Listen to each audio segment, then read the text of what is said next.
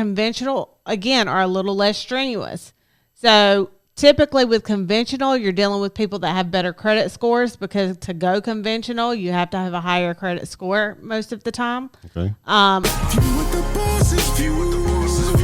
gotta sacrifice. You wanna move like bosses move. YMA, Young Millionaires Association. All right, guys, welcome to the YMA Nation podcast, episode number 84. 84, guys. Can I get a round of applause? 84. Episode number 84. We are going non-stop. Episode number 84. If you're on right now, make sure you like, comment, and subscribe. We need them subscribers. We need those likes. That's what's going to help the show trend and pop up on people's timelines. We need it all, guys. It is Real Estate Wednesday. Are you excited for the day? I am. Yes, Real Estate Wednesday. What are we talking about today? How to get your offer accepted. How to get your offer accepted. So if they don't know what an offer is, let's start off there. What is an offer, and then how can they get that accepted? Okay, so whenever you find a house, you're working with your agent, you got your pre-approval, you're looking for the house, and you say, this is it. This is the house I want. That's you it. have to submit an offer to the seller. So your agent has to submit an offer to the listing agent. They're going to present that offer to the seller and then advise the seller on how they or what offer they should accept. So the offer is pretty much saying your house says that it's for sale for $300,000. My offer to you is X amount of dollars.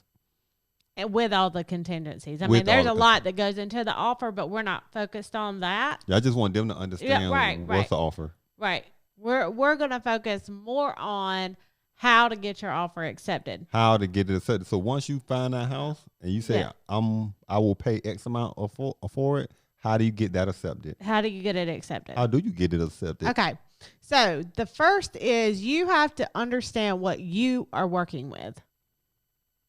Okay. What you are working with as the buyer. If you from the hood, that don't mean like dancing or anything. She's gonna break it down. That don't mean what like, are I you show what I'm working with. What are you working with? Meaning, how much money do you have in the bank? Okay.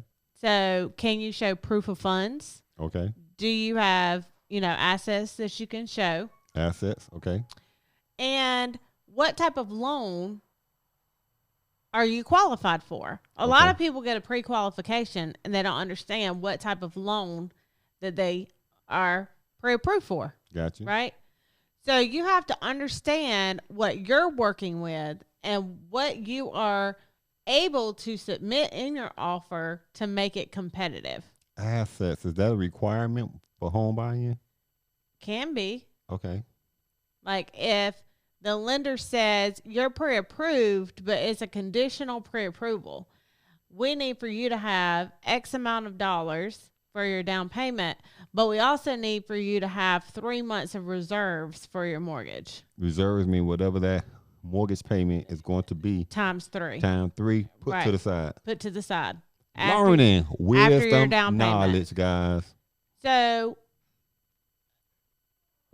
that makes a big difference when you're putting an offer in, because okay, if I got to have this much for a down payment, I have to have this much money sitting for reserves, and I'm going to have my closing cost. Do I have all of those funds? Do you have enough funds to cover all of those expenses? Right. So that's what I understand. That's what I mean by you have to understand what you are working with, what you can offer. Right. So you have to be able to bring yourself to the table with what is my best offer? What is the best offer I can put out there? But then you also need an agent that's going to be able to help you improve that offer or tell you what you need to do to be able to improve your offers. So if you need an agent, if you need help, you're interested in home buying, you want to contact the Pyramid Group with Keller Williams. 864-249-1437. We will book you an appointment. You can come in for a meeting. We'll walk through this whole process with you. But I wanted to bring this topic up because all I see on the group boards and the real estate boards is, I've put in 10 offers. My clients put in 12 offers. They're going $10,000, $20,000, $30,000 they were asking. They're doing escalation clauses. They're doing all of these different things to try to win the offer. And, sometimes no matter what you put on that piece of paper isn't going to be good enough, because if you're going against, and we're going to talk about this too, is the strength of cash over your pre-approval, like what type of loan, and how the loans are viewed by the seller, or how that listing agent could be explaining that to the seller. So, is that where you were going with that? Yeah, that's where I'm going. Okay. So, if you are a buyer in this market, just about anywhere, because you can look on any message boards or groups, and I think everywhere is having the same consensus, right? Right. You have a plethora of buyers and you don't have enough sellers, right? If you're looking to sell your house, please call me. I'm telling you, it will go pretty quickly. So you have to think, they're saying 1 out of 4 offers is a cash offer right now. A quarter of your offers are cash offers. That means 1 out of 4 is going to be a cash buyer. A cash buyer means they have cash to buy your house, buy the house. If your house is $200,000, they got $200K in cash. They have $2,000K in cash. Because I know some people that on the opposite side, they got their cell phones and they like, what does she mean, a cash buyer? So then now that means someone is coming. I know if I'm selling my house and someone says, hey, I got a suitcase or I got that brown paper bag, let's sit down. Because it's easier, right? The whole process is easier. Right. You can close a cash deal in about 7 days. 7 to 10 days. On that cash deal. Yes. And the other products around how much time? 30 to 45 days. Suitcase money. Let's go. Suitcase money. Let's go. We going with the suitcase money. So that means if you're going out with your agent, right? Found a house. Yay. I want to put an offer in on this house. Okay. And your agent calls the listing agent and, hey, I just wanted to get some information. How many offers do you currently have? Just chit-chatting it up, filling out the listing agent, right? We have 7 offers on the property. Okay. If you have 7 offers, I'm not saying that 100% of the time one of them is a cash offer, but I'm telling you from listing experience that probably one of them is a cash offer. And based on statistics right now, that one out of every 4, that means a good chance that out of 7. There's a good cash. There's either a full cash offer or something that has a lot of cash involved in the offer. Like I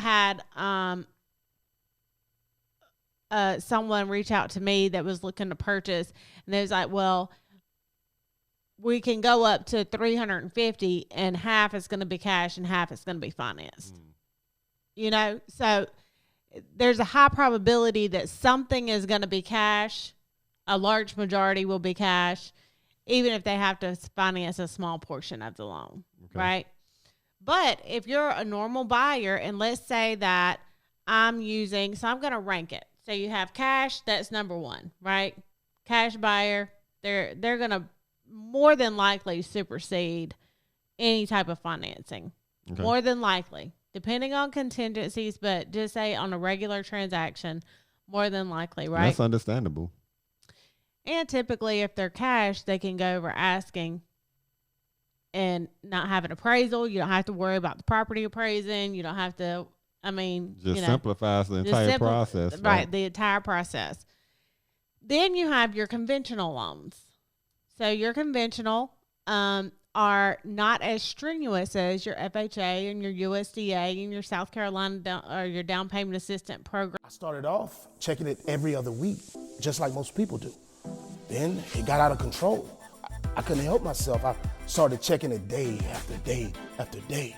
I didn't realize that I was becoming addicted until my wife said something. What did she say? She said, it's just a credit score, relax.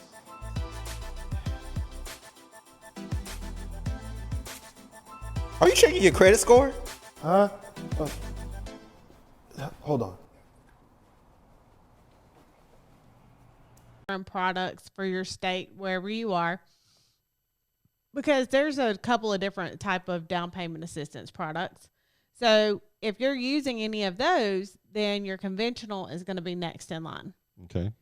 And then it's going to be like your FHA, because that is you're putting money down, even though it's a little more strenuous than conventional. And then you have your USDA, and then your down payment assistance products. Typically, those products are 45 to 60 day closes. Okay. Now, in this market, the 45 to 60 day close can help you, but the type of strenuous loan that it is scares sellers off because you have so much contingencies that you have to fall within. Like your debt to income is so restricted on those products. On your down payment assistance product, you have to, some of them you have to take a class, you have to get a certification, you have to, there's a lot of steps that go into How about your credit? These products. And yes, you have to maintain over a 640 credit score for these products. So, And if you need help on your credit, you can call Masters Credit Consultants. Masters Credit Consultants, 864-249. I thought we was going to say it together. 9466. 864-249-9466. And you can also check them out online at www.masterscredit.com. So you have to understand what you're going in with. So if I'm a FHA buyer and I'm competing with a conventional buyer, a cash buyer, and a USDA buyer, that means that I'm gonna rank in around third. Just like with normal contingencies, like if you're talking about a repair procedure, if you're talking about an appraisal being in a contingency, if you're talking about, your CL100, your termite inspection being a contingency. Okay, so this is, I'm talking real basic, real normal. We're going to talk about this market now. Okay. This market. This meaning seller's market. This seller's market. This Let's seller's market. Let's go. If you are a buyer, guess what? Your cash buyers, they're marking out. They're going, a lot of them are going as is. No appraisal. They may be doing inspections, but they're buying the house as is. They'll take care of the repairs. They just want the property. They just want the property, right? They're buying them up. Okay. Then you have your conventional. Your conventional, again, are a little less strenuous. So typically with conventional, you're dealing with people that have better credit scores, because to go conventional, you have to have a higher credit score most of the time. Okay. Or if their credit scores are lower, then they could be doing a larger down payment, like a 5 to 10% down payment on conventional. Okay. Conventional doesn't have as many stipulations as your FHA, but you're still going to have to be contingent on appraisal, because any financing you're doing, it has to be appraised. But people who have cash, like they have money sitting to the side that they're able to use for down payment, closing cost, or any additional cost. So let's say I have $60,000 sitting in the bank. Well, that's not going to go buy me a $300,000 house. But guess what it will do? It will allow me to do a down payment. It will allow me to pay my own closing costs.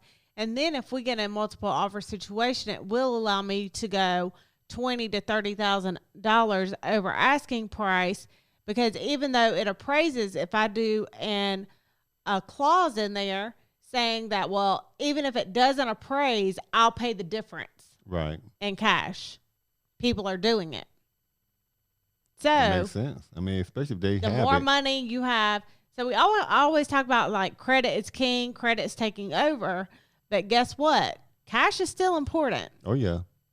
Cash And is still home buying, important. right, Saving and is home still buying process. important. Saving your money is still an important part of the process. Because credit will get you here. Cash will get you here. We're talking about home buying, right? Home buying. Right.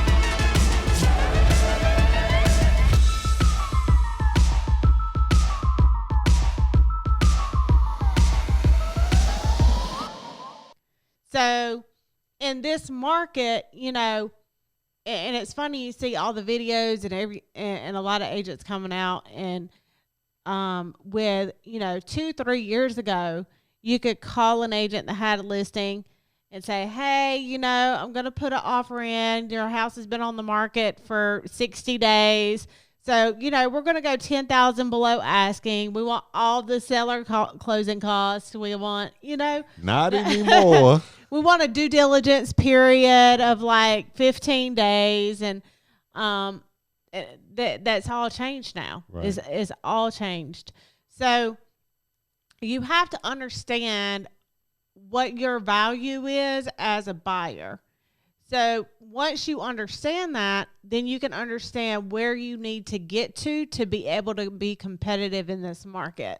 So, and I also wanted to say that because I've also seen posts where, you know, it's not your agent. It's every agent out there right now that specializes in buyers or who have a lot of buyers that they're trying to help find homes. There is, you know, 10-1 easy, and they're all looking for the same thing. What do you mean 10-1? You have 10 buyers to one agent, and then your agent is looking for a property that doesn't exist. Oh. You know, and the ones that do exist now, you're competing with all of the other buyers in that area, in that price point, wanting the same exact thing that you want. What that means is there's more people than there are properties. More people than properties. They're trying to build and keep up, but there's more of a demand, more population than there are properties. And let me tell you what the builders are doing.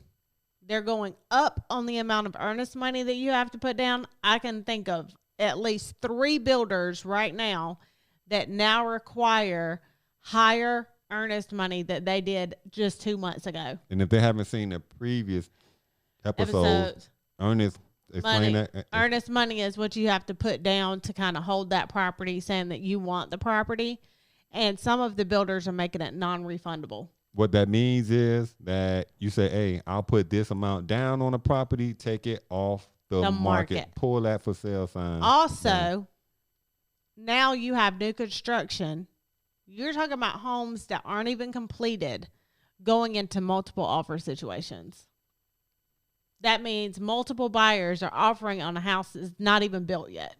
I'm just going to, because I see like some land. I'm just going to like go and create my own signs. I'm going to be like, lot 1, lot 2. I don't even own the land. I'm just going to put some signs out there. I don't think you can do that. And we'll see. I bet I get some phone calls. I'm going to put lot 1. Your phone call, will blow up, call. I'm sure. Yeah, I'm like, how much are you willing to put on this 1 acre? What is it going for? You know, we're doing like around $25,000 an acre right now. And then I don't even own the land. But then I can go to the bank and like, hey, I got like 19 offers on 19 lots. And I'm going to give my first time home buyers or, you know, my new to home buying people a little, you know, silver lining in all of this. Okay. So a lot of lenders, or some lenders, started opening up the 203K loans. What that is the rehabilitation loans, your renovation type loans. So you go in, you find a property that isn't up to FHA or, you know, standards that are going to qualify for a typical loan. You're able to utilize the FHA type product on that loan. So you only have to do your 3.5% down. Your credit score still only have to be around a 620 to qualify for these types of loans. And as long as the after value, like, so let's say you purchase the property for $100,000. It needs $30,000 worth of work, but after value is going to be worth $150,000. Well, you only have to take that loan out for $130,000, whatever the house and the money that you have to do the repairs with, right? You don't have to use the whole value of the home. Got it.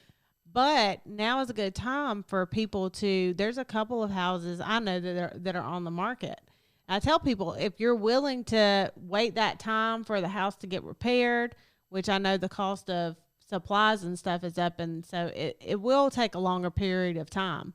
But if you do know people that could do the work and give you quotes on the work, it's not a bad time to get into those type of properties, because those type of properties are sitting. Right. You know?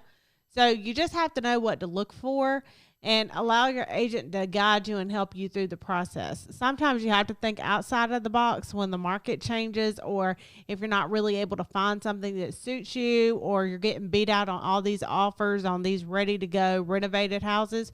Renovate your own house. There you go. Just a little insight. Just a little insight, guys. That's it. That is it. Win those offers and understand your worth. Win and those your offers value. and understand your worth and value. Yep. Save. Save, save, save. Save, save, save. I want to go hit the button. I'm gonna let her keep talking and see if she hit the button. see what I'm doing with? Guys, go ahead. I want you to end it. No. Go. Thank you for joining us for the YMA Nation podcast, Real Estate Wednesday, Real Estate Wednesday. episode number 84. Call us if you have questions. Don't be out here on your own venturing and you really don't understand what's going on in the market. Call us. We can help you. 864-249-1437. 864-249-1437. The Pyramid Group with Keller Williams. Yes. All right. So thank you guys for joining us. And What do we got? Sports Talk Friday? Sports Talk Friday coming up. Yeah, we're gonna have some good information because there's a lot that's been going on. You know, we got the everything. Yeah. You know, the fight that'll be happening coming up. Camp, everything. So yeah, stay tuned. We'll see you guys on Friday. You gotta sacrifice. You wanna move like bosses move. YMA, Young Millionaires Association. Yeah, see, that's the association.